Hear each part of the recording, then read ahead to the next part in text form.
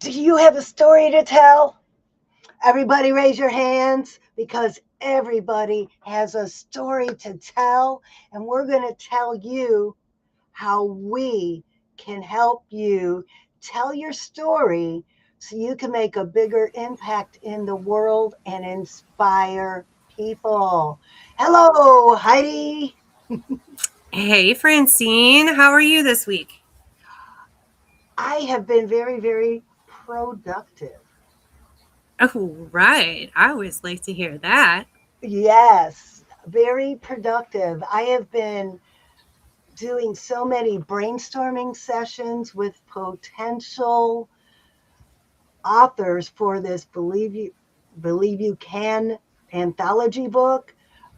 I am so excited about some of the stories that I have heard and I can't wait. And all I want to say is if you are listening and you haven't decided to write your chapter yet, what are you waiting for? Well, I might have some ideas about what they might be waiting for. And so, part of what we're talking about in today's episode is ways to get started. And I'm going to suggest that you work it into something that you're already going to do anyway. So, let me ask you this, Francine. When it gets to be the end of the year, do you have any routines where you reflect on your successes and what worked and what didn't and kind of plan for next year? Do you do anything like that? I don't because I don't wait till the end of the year. I do that all the time. Every time I complete a project, I do an after action review. What went well? What could have been done better? And what could I learn from it? And I'll tell you, every step of putting together this anthology book program has been a learning experience. And I have learned so much and I keep learning. So why wait till the end of the year when you can go every step of the way and figure out what went well, what you can improve, and how to make it better? And I do have to agree with you that it starts to become a little addictive once you start doing this. Maybe um, you're doing it because everybody's talking about New Year's resolutions and stuff like that. So you're like, I'll give it a try. I'll see what this is like. But when you realize that you can apply it to like what you said, Francine, at the end of every project and be able to look at it and say, what have I learned from this?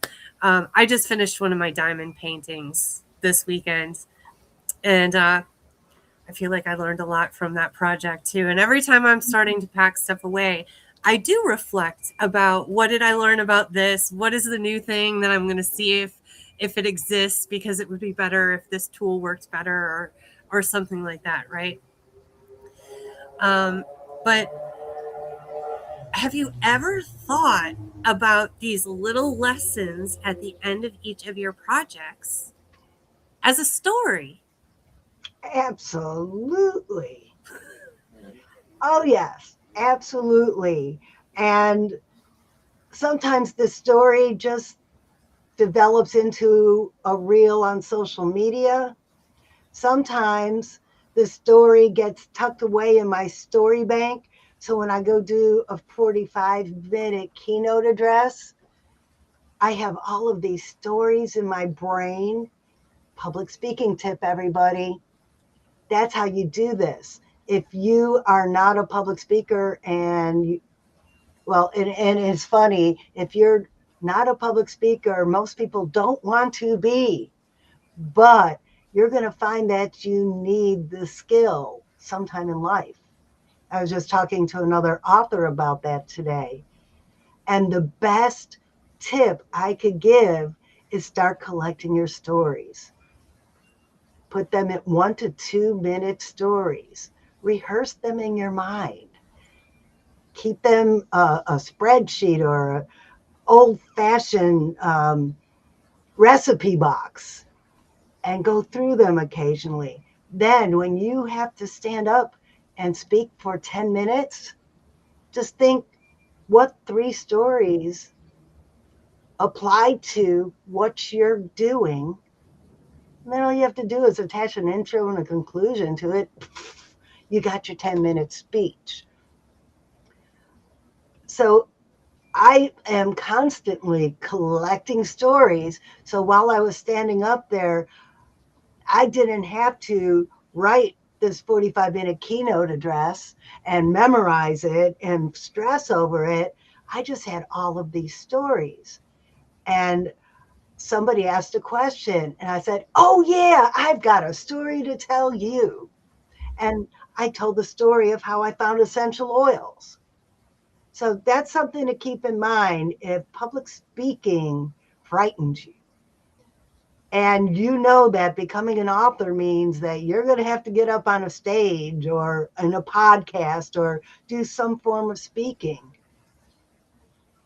Just tell your little bitty stories like you're talking to your best friend, telling about what happened at the grocery store today. What I really like about what you're saying, and would work so fantastic for the music artists that I work with, because if you're going to get your music out there, a great way to do it is interviews. And, this is something that the Believe Retreat Anthology Project, we're going to be working on, being comfortable with doing these kind of interviews. And what you're talking about right there, Francine, is just a fantastic way to be prepared for interviews, because a lot of times, if you're listening to interviews, you realize people ask a lot of the same questions when it comes to bands and music. So you just have to realize what are your little stories along the way and practice them, just like you would practice your songs. And just like it becomes muscle memory when you step on the stage and you start playing those songs and it just comes out, the same thing will happen with interviews. So now if you're like super nervous or shaking or something else is going on, you're still going to present yourself really well in that interview because you practice this and you're very comfortable with telling those stories. And when you have them in story format like that, people tend to remember it better. Right. And also, oh yeah, something similar like that happened to me. Oh my gosh, I can't believe it. I got to check out this band. And that applies for authors too. When you can tell a story that's adjacent to your book, that makes people want to read your book. Yeah. For instance, in that keynote address, I was talking about how the tree in the book, in the children's book, get the right book here, this tree, at the beginning, it's the tree of sadness for Princess Fancy when she had her wound on her mouth, the scar on her mouth, and she was afraid to go to school. But when she goes into the magic land, it's the magical tree where Camp Confidence, where everything is fun and exciting. All that was a change of perspective from the sadness tree to the happy tree. Well, to solidify that idea in the audience, I chose a couple other stories. For instance, you get in a car wreck. Oh, my back hurts, my car's broken. Yeah, that was a horrible. Or I was in a car wreck, but you know what? My car could get fixed and at least everybody's okay. Nobody was really seriously hurt. Perspective. So I just told the story about the cars that other people could identify with, but now they're thinking, oh, maybe my child could learn about perspective with the magic tree. So what I love about perspective with writing also is, And even with acting and things like that, is it gives you an opportunity to shift your perspective pretty easily in just doing an exercise. So like you could write your story, so you could think of a particular story and tell it from a negative perspective. Or you could tell that same story, now tell it from a positive perspective. And it's going to sound like two completely different stories, maybe even like it's coming from two completely different people. And when you realize that you have this power of perspective, I mean, that really puts you in a very powerful place because it allows you to put yourself into other people's shoes when you're communicating with them. So you can communicate with them better. And it also helps you empathize with people a lot better because you really can put yourself into their perspective for the time being and really understand where they're coming from. Kind of like how we got a slow start with this Believe anthology. We had some problems at the beginning. But in the long run, those problems taught us things we needed to know. So we could have stomped our feet, this won't work, and just quit. But we chose to take the perspective of, okay, what did I learn from that? And how can we make it better? And I'll also say that in the past, I've had a lot of collaboration or ideas that just, I put a lot of time and effort into it and it just didn't work. And that was perfectly okay for me to kick down the sandcastle and move on because I still had those memories of building the castle with me. And all of those were really important lessons. So when we started this particular collaboration, I had all of that knowledge and that experience starting this. And that was amazing. I mean, that's a huge reason, I think, Francine, you bringing your experience and expertise to this and me with my background. And finally, like, it clicked with what we were doing. It took a little bit of time to just feel it out and say, what exactly are we doing? Do we want to do? How does this fit in with what we're already doing and who we want to serve? And when it clicked and it made sense, things started happening a lot faster. So, am I hearing that this is the perfect time to join the Believe Anthology collaboration because we already figured it out? Because we already have the plan. Because if you have a story to tell and you're not quite sure how to tell it or how to get it published, we could help. And not only can we help you do that, but we could help make you a best-selling author. We could help you promote your primary endeavors. We could help you take your personal brand to the next level because this is what we've learned while we were figuring it out. And one of the biggest lessons that I've learned is I cannot do all this by myself. I don't want to. I did for a while. It's not really as much fun, especially because I am creative and I love collaborating with other people. And so the challenge sometimes comes down to a process that's going to work for everyone. And so it's finding that like win-win situation, where everyone is going to capture a win out of the time and the investment that they put into the project. And I feel like over the last year, we have really worked hard to get feedback and to adjust the things that we were doing to really come up with a collaboration idea that falls in line with our mission, which when we started this is we want you all to slow down a little bit to speed up. And what we mean by that is taking time for reflection.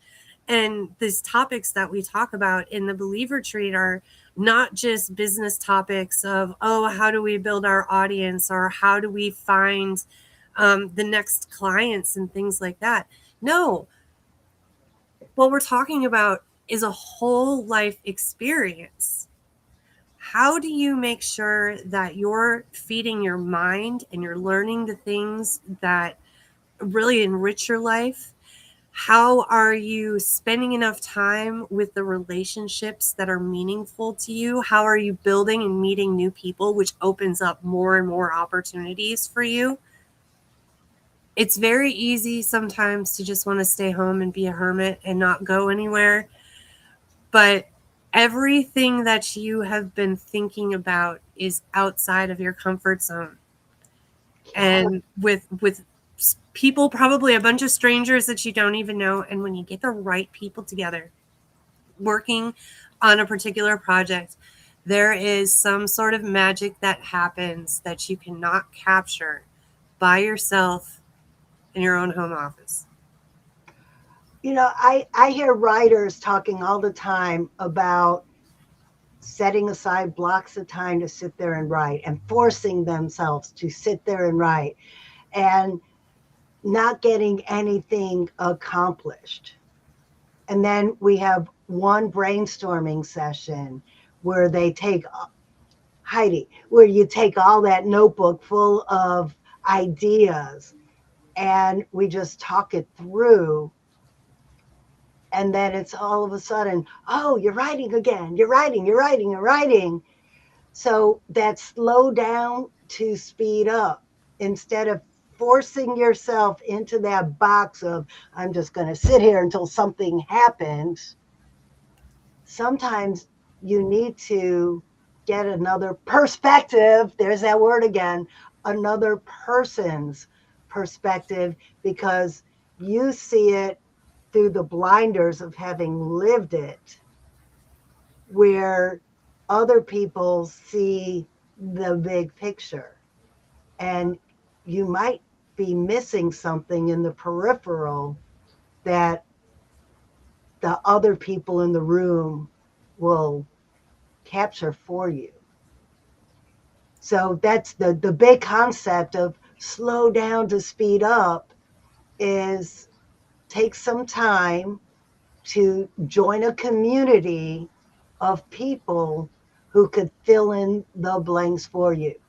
If I tried to do this on my own, we would be sitting in a Zoom room having one-on-one conversations. It was Heidi's brilliant idea to start the Restream and stream it live to everybody. And I learned so much from that my children's authors are now doing quarterly live streams. Ooh.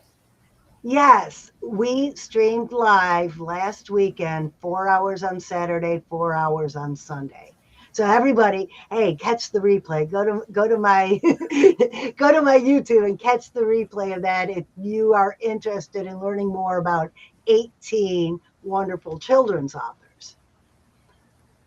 And the way I help my group of children's officers, the way I help my group of children's authors promote themselves and promote each other is exactly what we're going to do with the authors in this anthology. And I'm going to mention too, you can't just sit down with anybody sometimes when you're talking about a bigger project that you're working on, because they just won't get it. There's a lot of people that aren't working on creative projects, have no interest in working on creative projects. They just don't get it. And so you could be married to this person. You could be related to this person. Right? It could be a friend that you spend a whole lot of time around. So it gets kind of discouraging after a while. And sometimes that's what will cause you to put things away. I'm not saying that it's their fault, because no, they love you. I truly believe that. But when you get together with other people that share the same interest in the same kind of project with you, oh my goodness, sparks start flying, and you will not believe the energy you feel to just get to work. I mean, sometimes just a weekly conversation. When I do my masterminds with my music groups, I can be feeling that morning as low, and I'm going to give up. And I just don't know who I'm going to talk to about it. But we get there into the mastermind, and I'm hearing what everybody else is working on. And I get a chance sometimes if I have a problem and I think they can help me. And I've got a group of friends to bounce ideas off of. And by the time those meetings are over, I mean, I'm top of the world again. I'm recharged and I'm ready to go. So my wish for you in 2026 is to find that group of people for you that energizes you, recharges your creative spirit, encourages you to slow down with the group. Find that story, discover what you're really interested in, the things that you really want to do. Not the stuff that the world and society has told you that's important and that you should do, but the stuff that's actually important to you. Find that group of people that's going to bring that out of you. And if you're really not sure where to start and find it, please come hang out with us. Maybe at our next second Tuesday of the month Q&A session, and ask your questions about the Believe Retreat anthology. How does it work? Which, speaking of which, Francine and I are working on a blog post. It's going to be coming out this week with all kinds of details and a timeline of what this project looks like, so you can plan your 2026 accordingly. And even though it's kind of a loose timeline, you know, things can kind of change around a little bit. It's enough for you to feel confident in joining us in this collaboration. In addition to joining us in this collaboration, part of this collaboration is the idea incubators. That's the brainstorming sessions I've been talking about. I did one today and one person showed up, which is wonderful. We had a great conversation. But in my experience, feedback sessions work better with a few more people.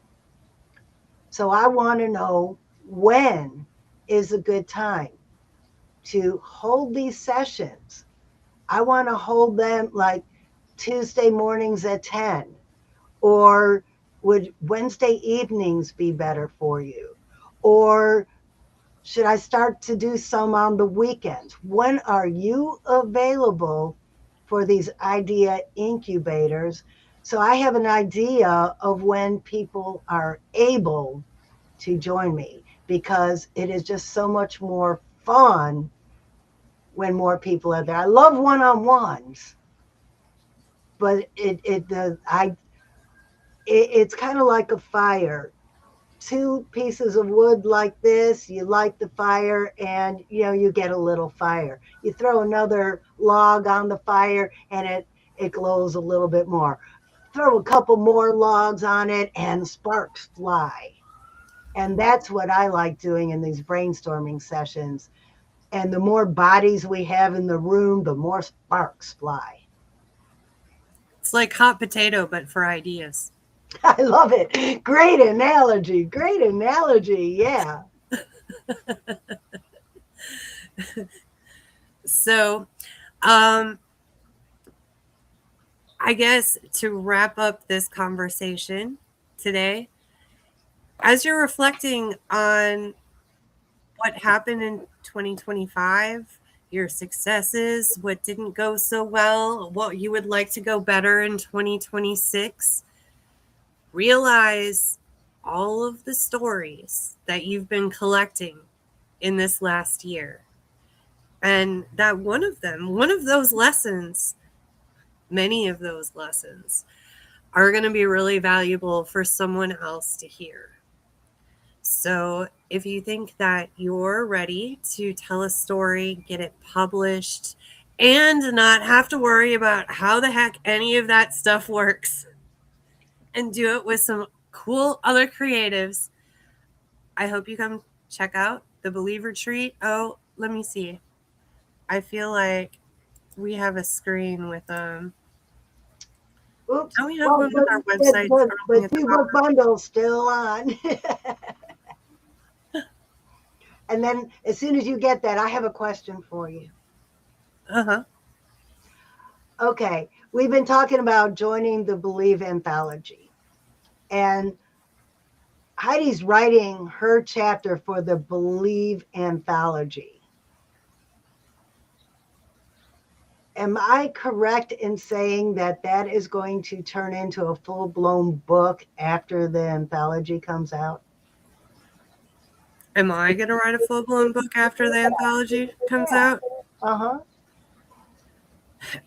Well, I think that by the end of all of the stuff we're going to go through, I'm going to have enough notes that it would almost be silly to not have a full book after this whole thing is done. Because, I mean, really, my problem is how do I limit it, what I want to tell, down to that amount. But the super benefit to me for this is, number one, I'm not doing it alone. If I were to do it alone, I just would not continue to not do it some more. And that is me personally just being honest with why writing a book has not happened. But besides that, I don't want to learn how the publishing works. And I've heard other people tell stories about what a pain it is. And that is a huge reason why, another reason why I'm like, no, it's cool. We just put this on the shelf over here and I'll get to it one day. So, I mean, if you've told yourself the same thing, you're like, oh my goodness, I've said the same thing. This is the kind of project that's for you. That's right. My chapter is going to turn into a full-blown book. And the beauty with having the anthology come out first as a taste of what my full book is going to be about, there's going to be a QR code in the anthology saying, if you like this story, here's a way to get the rest of the story. So you can write 12 or 15 words, learn the process, and take that overabundance of notes and ideas you're going to have and write the rest of the story. Or instead of just pieces of the story in 12 to 1500 words, you could write the whole, every feeling, every scene, every person who was there with you during the events in a 150-page book, and say, I wrote a whole book by myself and have all the authors of the Believe You Can book promote it for you. And I'm very excited about the feedback, not only from the other collaborators, like as I'm writing the story, because I know that that's really going to help propel my progress. Because sometimes I get stuck just saying like, this is garbage. It's just going to go over here until I feel like figuring out what parts. Didn't I tell you that some of that garbage were your gems? Yeah, I would have just gotten rid of that stuff. Or, I mean, quite honestly, that piece of paper that it started it on probably would have gotten lost because this notebook's pretty much done. So, another week, this notebook would have been lost along with all of those notes, and we would have been starting from scratch all over again. So, already we have made some significant progress. Well, my chapter's done. My chapter's done. My chapter is already edited. If you want to know what the editing process is like, check out last week's episode. My chapter was edited live streaming for everyone to see. I'm also very interested to go through the editing sessions with Terry and being able to read everybody else's chapters and stuff as it's being done, because I have some weird questions about whether things should be capitalized or the period or the spaces. That's Terry's job. That's Terry's job. Sometimes it would be fun just to know. So I'm looking forward to those sessions as well. Maybe my actual writing will improve so it doesn't need so much editing in the future. Let's talk about that. If you're thinking, I do have a story to tell and I would love to join this collaboration, but I'm not a writer. Well, guess what? We can help you with that too. We can interview you and get your words on paper and then fix it, make it more readable, send it to Terry. She'll give us ideas on what we could do to improve it. And then it's just a matter of going in there and asking you questions about your story and just massaging it to make it read better. So if you're afraid that you can't sit behind a computer and type it out, that's nothing to worry about. We have ways to help. And I know it's like a longer ways down the road, but I am definitely excited to hang out with Ken some more. Yes. And find out his perspective of publishing and learn more about his experiences and get his insight on things that work and don't work. Because I definitely see where book publishing can also kind of be related to releasing music. And so they go very closely hand in hand, I think. So I'm very excited to learn more from Ken from Perfect Publishing through this process. Yes, because I hear from authors all the time, my book's on Amazon and no one's buying it. Writing the book, getting it up on Amazon is only 20% of the process. It's what you put into the book that makes people want to read it. But then it's how do you tell people it's there for them to read? That's the big part of the equation that I am still learning it, but we have the expert not backstage today, but the behind the scenes. We have the expert ready to come in and help us when the time comes. Well, my dog is over here leaking air. I don't know if you've heard her for like the last 10 minutes. Well, I thought that was Stormy over there. I think it's time to close this out because you need to go take care of that. I think so. She's just singing away in the background. It's usually my dog saying they're hungry, but I fed them before we came on today. Well, she'll cry and say she's hungry and then she won't eat it. She's the weirdest dog. I don't know. But anyway, Francine, I just want to thank you for a great year with this Believe Retreat live stream. And I am so excited for what the Believe Anthology Project is going to bring for 2026. Gosh, it's so weird to say that. I can't believe we're almost there.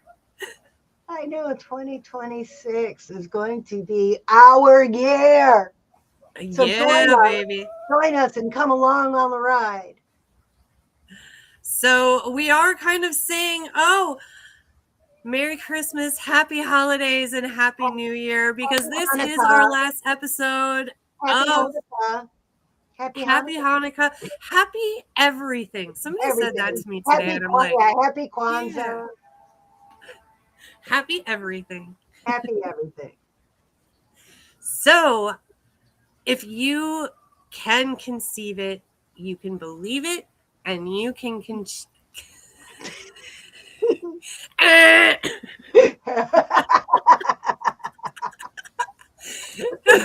We thought that Heidi learned how to do the ending by the end of 2025. We just needed Turns out, no. We just needed a good giggle. It was a blooper reel. Yes. Okay, take two. If you can conceive it, you can believe it, and you can achieve it.